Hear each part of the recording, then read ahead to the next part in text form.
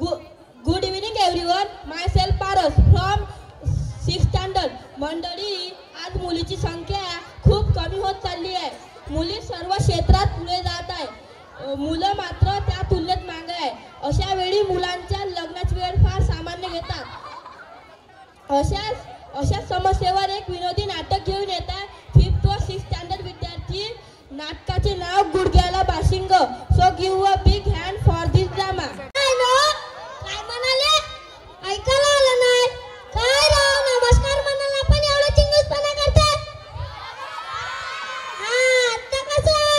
मी सदा म्हणजे माझं नाव सदाशिव वर्तनकर. माझं नाव सदाशिव वर्तनकर असलं तरी पण मी मान खालीच घालून चालतोय. बरं, ते जाऊ दे.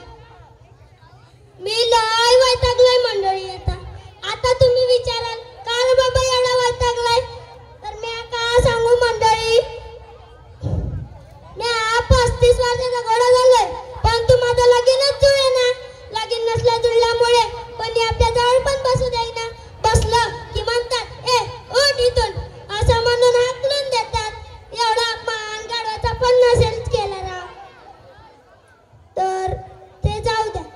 असं झालं माझं अवघड जागेचं दुखणं. सण बी होईना न सांगता बी येईना. बरं, ते जाऊ द्या. तुमच्या पाहिजे एखादी पोरगी आहे का? कसली बी चालेल, कारण की लय वर्षापासून उपाशी आहोत मी. तुम्ही तसला अर्थ घेऊ नका. कोणी हाताने खाऊ घालणार नाही ना, त्या अर्थी म्हटलं मी. तुम्ही वेगळा अर्थ घेऊ नका. मला लगीन करायचं पण कुणी पोरगीच देईना. कोणाशी बोलतोय एवढं? आपल्याला जायचं ना मुलगी बघायला. अरे मित्रा, किती मुली बघशील? तुझं लगीन तर झालंय ना आता. अरे ढोंड्या, मला नाही तुला. तू काल मला म्हणलं होतं ना उद्या माझ्या घरी आहे, आपल्याला पिंपळ गावाला जायचं मुलगी बघायला. विसरला की काय? वय वय विसरलोच, कारण की मला रात्री झोपच येत नाही. अरे मित्रा, सबर कर. सबर का फळ मिठावतंय. अरे मित्रा, किती सबर करू सांग ना तू.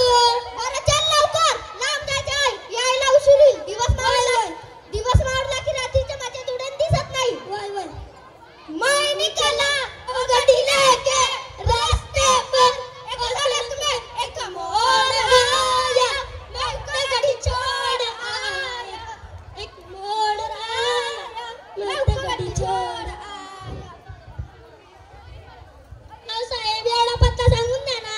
नॉनसेन्स, मला वेळ नाही. साहेब, का मारलं तुम्ही त्याला?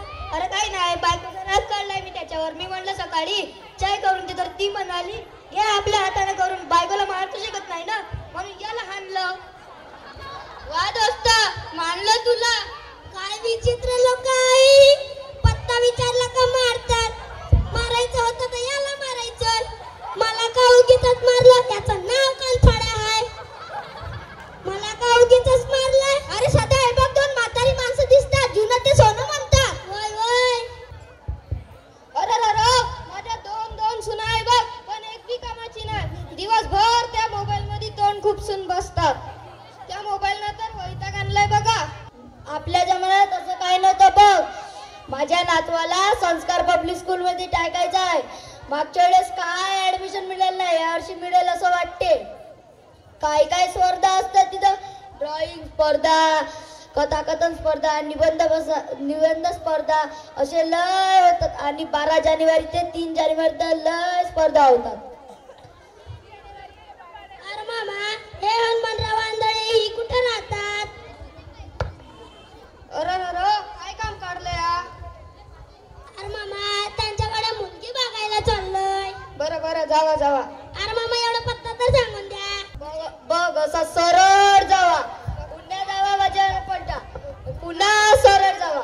तिथे एक चौक मिळेल, तिथे मग म्हशीचा गोटा मिळेल. मग पुन्हा सरळ जावा. मग परत मला विचारा. मग मी म्हणेन मला माहीतच नाही. अरे मामा, माहित नसेल तर नाही म्हणा की, उगीचच कशाला फिरवताय? अरे मला चेष्टा करायची सवय आहे. घरी मी हेच करतो. मला काही कामधंदाच नाही. ओ, इथं कुठं हात घालतो रे? अरे मामा, नमस्कार करतो तुम्हाला की देवानं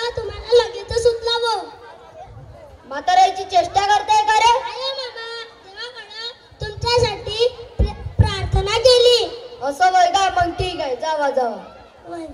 कोणी आहे का घरात? मामा ओ मामी. अहो मालक नोकर नाही ती, आपल्या दीपूला बघायला पाहुणा आलं, त्यांना घरात घेऊ की हाकलून देऊ? सांगा लवकर, वेळ ना माझ्याकडे, बरीच काम आहे.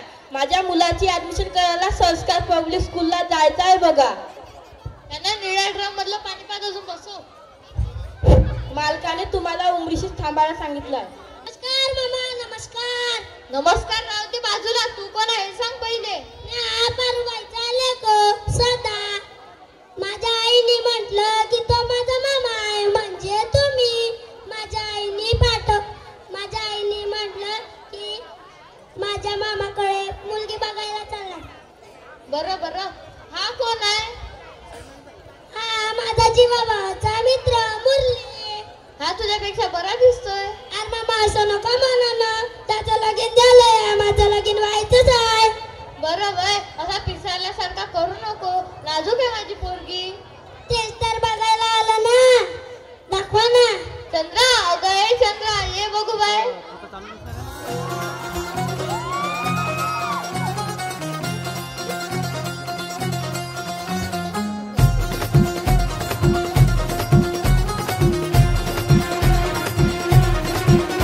अरे ढोंड्या, बायको आहे ती माझी. अरे सदा तुला काय ते मुलगी वाटली खुर्च्याला नाचायला? वय वय मला मुलगीच वाटली ती. चंद्रा, तुला किती वेळा सांगितलं असा नट्टापट्टा करत नको जाऊ, लोकांचा गैरसमज होतो. जावा तिकडं, या म्हाताऱ्याला सुद्धा कौतुक नाही बायकोचं. माझं नशीबच फुटलं, असलं म्हातारं भेटलंय मला. अशी काय करतेस चंद्रा, तू माझी रंवा आहे. अरे मामा तुम्ही भांडण नका करा माझ्यासाठी. अरे तू का माझा संसार मोडायला आलाय? तुला पोत्यात टिचूच करी. तुम्ही पोटात भरा किंवा गॅसवर ठेवा, परंतु पहिले तुमची मुलगी तर दाखवा ना. दीपिका, अगं दीपिका, बाळ ये बघू बाळ.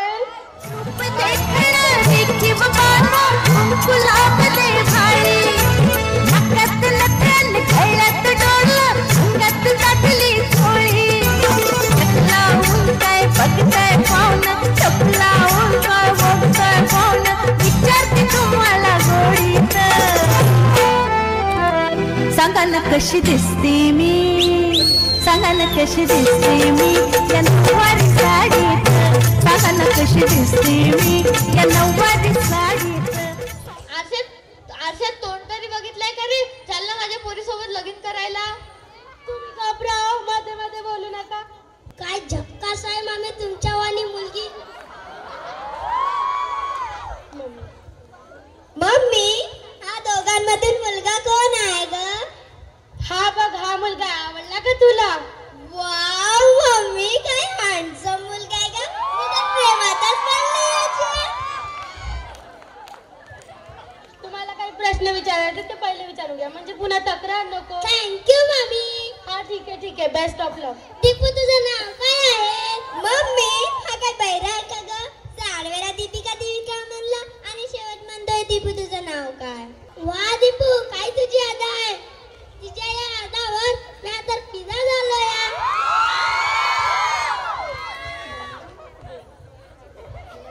आता देणे घेण्याचं बोलूत या.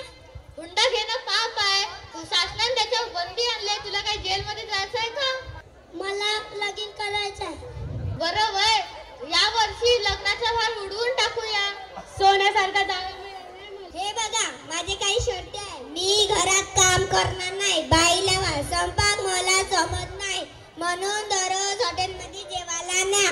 मल्टिपल मध्ये पिक्चर दाखवा.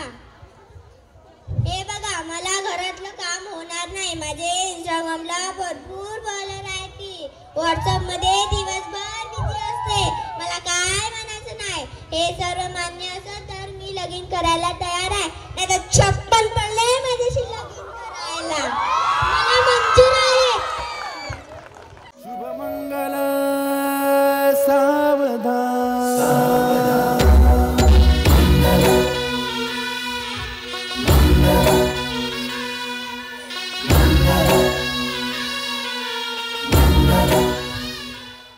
अगं सुनबाई, नाव घे की. नुकताच विराट कोहली आलाय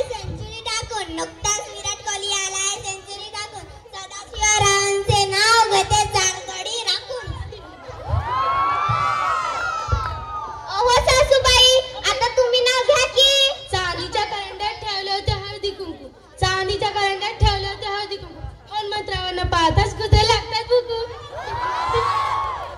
ऐन वैन आणला असेल तर मला द्या चंद्राला नको द्या अजून जेवण करून जाऊ नका दाबून आणा